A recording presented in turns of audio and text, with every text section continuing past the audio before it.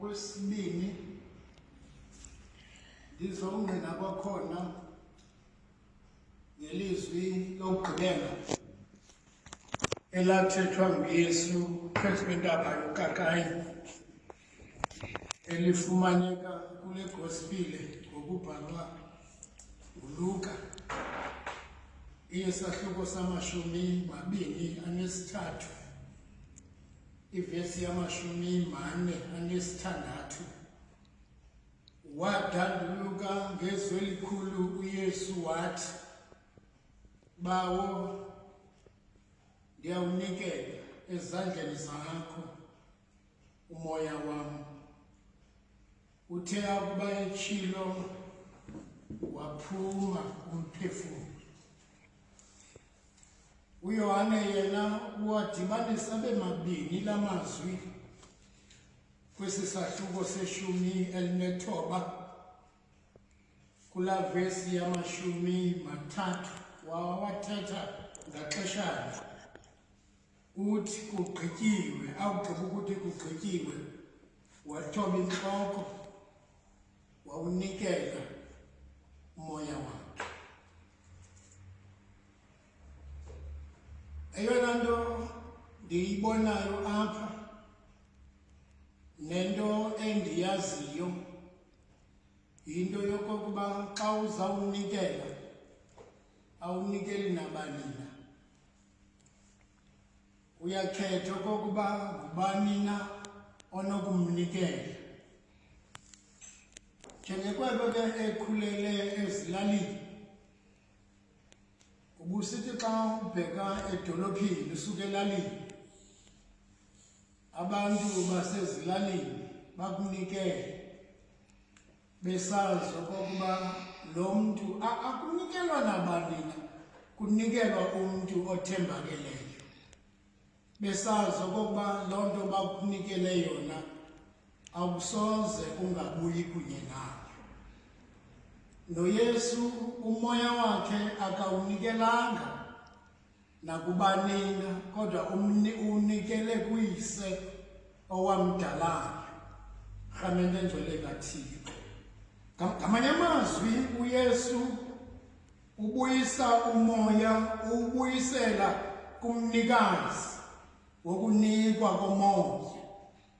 Ngoba incwadi yeGenesis ithi uThixo awugqiba ukumdala umntu, washiyeka lo mntu esisitatyu okanye esisimbukumbuku engakwazi nokuphefumla ngoba wayengenawo umoya. Uthi lo mbhali weGenesis, uThixo awugqiba ukumdala wamsondeza umntu, wamsondeza kuye, wamphefumlela. Akumphefumlela uThixo umntu, wajika umntu wangumphefumlo ophilileyo. Ngoku uYesu unikela lo moya kumdala. Rhamente engcwele kaThixo. Eyona nto yenzekayo apha, uthi lo mbhali kungentsimbi yesithathu wadanduluka ngelizwi elikhulu wathi, Bawo, ndiyawunikela ezandleni zakho umoya wam. Emveni kokubetshilo waphuma umphefumlo. Uthi kuLuka xa egqiba ukuthi ndiyawunikela ezandleni zakho umoya wam, there was an earthquake eyenzeka phezu kwentaba yamathambo. Rhamente engcwele kaThixo, xa kusenzeka le nyikima phezu kwentaba yamathambo, uthi lo mbhali avuleka amangcwaba, uthi namawa aqandeka. Rhamente engcwele kaThixo, xa eqandeka amawa kwakho amatye asuka kwezi ntaba zasePalestina.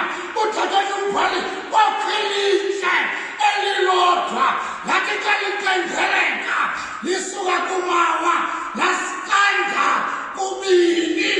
Isitrato saseJerusalem nayometheka kwikhuselo lengcwele.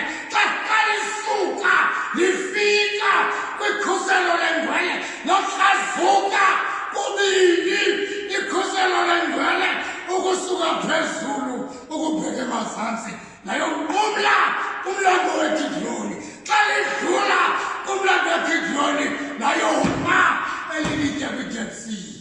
Amende ngcwele kaThixo ndiwunikele esandleni zakho umoya wakho.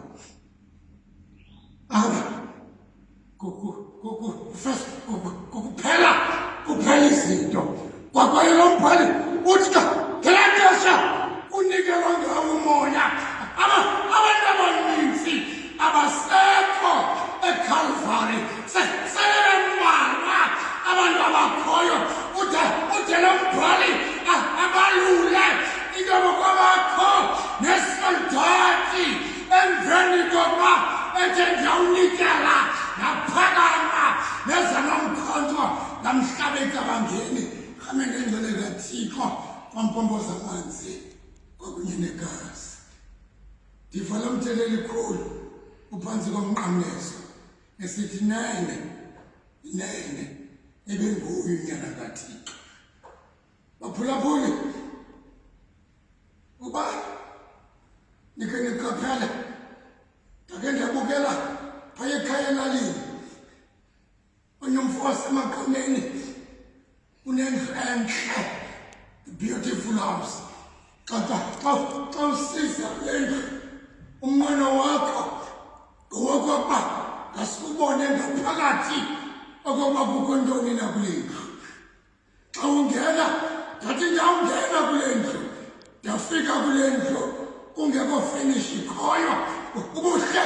Ubuhle bale ndlu buphelela eludongeni kodwa ngaphakathi ayinanto inayo le ndlu. Iyafana nathi maKristu ubuhle bethu sibona ngaphandle kodwa xa ubuhle bomKristu bungqinwa bubukho bomoya oyingcwele ngaphakathi.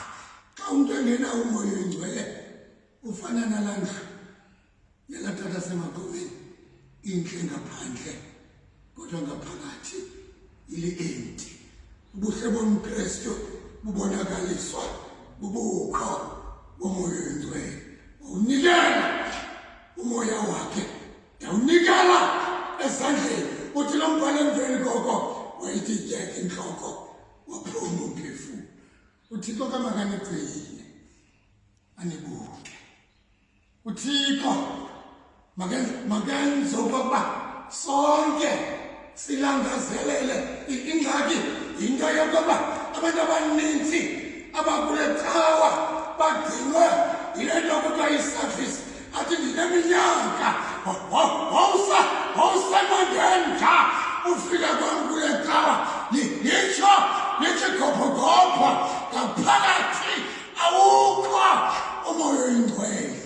Amende ngcwele kaThixo yile nto uSipho Mquli wamawisile athi ngemini engcwele abantu benkosi bahlanganisene ngomoya kaThixo umoya kaBawo besenza inkonzo bevuya kunene.